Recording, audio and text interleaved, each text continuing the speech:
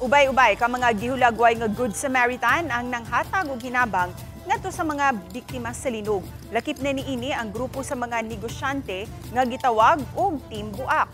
Mato ni Ryan Amor Costillas nga ilang giadto ang mga suok ug bukirang lugar sa amihanang bahin sa Subo aron nga matabangan ang wa pa matunuli og mga relief goods.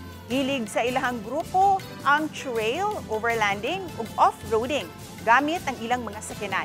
Tinguha nila nga bisan pa man nga walay kalamidad, manghatag gayud sila og mga relief goods sa mga nanginahanglan.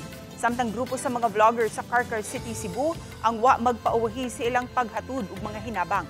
Matud ni Kaeps ni Bay, charity ang ilang focus isip mga content creators. Bisan pa man sa ilang pag-antos og kakapoy sa paghatud sa mga hinabang, ilang gihulagway nga worth it kini buhaton og andam sila mobalik sa mga wa pa makadawat og hinabang. Samtang ani ay grupo sa mga virtual assistants nga work from home nga nagtampo-tampo aron makahatag og hinabang alang sa mga biktima sa linog.